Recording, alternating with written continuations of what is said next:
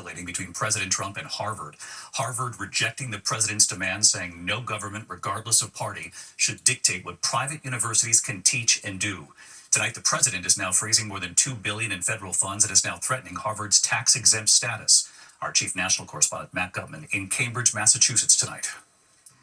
Tonight, 24 hours after Harvard refused President Trump's demands, President Trump escalating his threats against the university, now suggesting the university should lose its tax-exempt status if it continues its defiance. The president posting today, perhaps Harvard should be taxed as a political entity if it keeps pushing political, ideological, and terrorist-inspired / supporting sickness. But critics of the president say it's Trump who's playing politics with academic institutions. The White House freezing $2.2 billion in federal funding to Harvard after the university refused to comply with a series of demands, including reporting to federal authorities foreign students who commit conduct violations, submitting to an audit to ensure academic departments have diverse viewpoints, ending all DEI programs, sharing hiring data with the administration, and submitting to an audit of admissions data.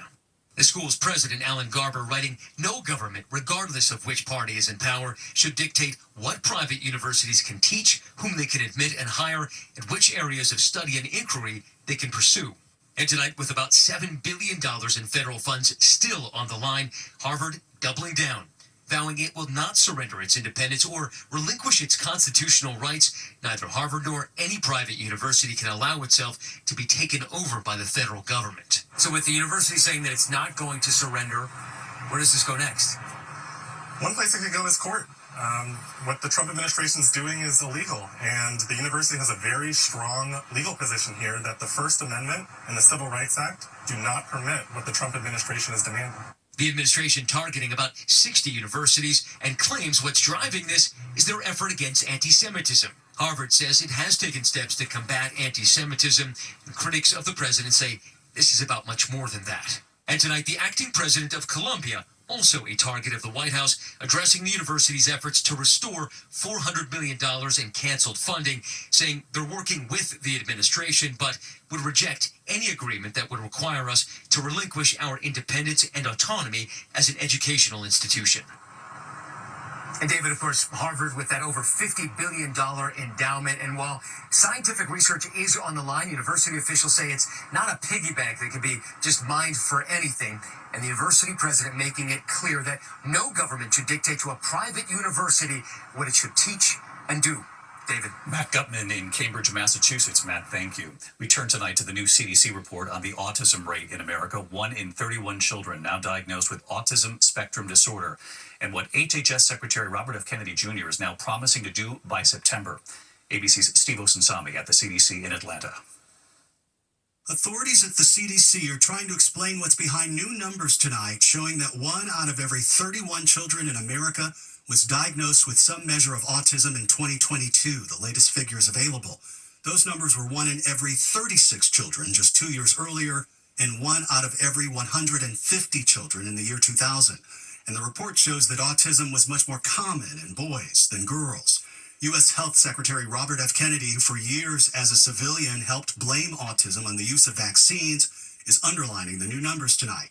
His take on this has been rejected by the world medical community. In my generation today, the rate of autism is 1 in 10,000. And this is just one disease. Other health officials this evening are explaining that the larger numbers are because parents and doctors are now much more aware of the disease and are now correctly identifying more symptoms. Not a reason, they say, to buy into unproven theories that discourage Americans from using vaccines. So now we have better diagnosis, broader recognition of autism spectrum, so many children with less severe learning and behavior differences are being included in these new rates. Autism is not new, and it is not caused by vaccines. Kennedy has ordered scientists here at the CDC and across the federal government to investigate what causes autism and has promised that he may start to have answers as soon as September. David? Really important reporting. Affects so many families. Steve, thank you. When we come back here tonight, you'll see. Tonight, authorities are investigating a jewelry store heist in Los Angeles. At least $5 million in jewelry stolen. Police say the family-owned store was ransacked. Owners say the thieves stole jewelry and gold bars, knocked out the surveillance cameras. Authorities believe thieves broke in right through a wall. The owners are offering $100,000 in cash reward for any information. Tonight, about 30 endangered right whales have been spotted right off the coast of Cape Cod, Massachusetts. Take a look. The whales include multiple pairs of mothers and calves. Marine experts say the rich feeding grounds drawing them in. But there is concern for a 5-year-old calf entangled in fishing gear since December. Some of that gear, but not all, has been removed. When we come back here tonight, we remember a well-known game show host. Game show host Wink Martindale has died, known for Tic-Tac-Toe, Gambit, and High Rollers, more than 20 game shows during his career. Wink Martindale was 91. Tonight, Major League Baseball paying tribute to an all-time great and a trailblazer. On this day every year, every team honoring Jackie Robinson. Every player will wear his number 42, honoring his breaking baseball's color barrier. When we come back, finally tonight, here the elephants and the circle they formed. It was a moving scene captured during that strong 5.2 magnitude earthquake in Southern California yesterday. The elephants instinctively forming a circle to protect their young. The elephants at the San Diego Zoo Safari Park in Escondido, California begin running as the earthquake hits, the surveillance camera shaking. Then the older elephants rushing to protect their young, forming what's called an alert circle around the youngest of their herd. The adults standing in that tight circle there, facing outward, shielding the calves. The zoo sharing the remarkable images, reminding us elephants are highly intelligent social animals who have the unique ability to feel sounds through their feet. And this was their natural response to a perceived threat to defend the vulnerable.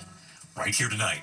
Hello, David. Marco Witt, Wildlife Ambassador at the San Diego Zoo Wildlife Alliance. We are all connected with Mother Nature, and this was an excellent reminder of the beauty and the nuances of wildlife. What a really unique and very special moment for us that we can share with your audiences and around the world. Telling us the elephants were all unharmed, the circle dispersing once they determined all of the elephants were safe. The beauty of the elephants tonight. I'm David Muir. Thank you for being here. From all of us here, have a good evening. Good night.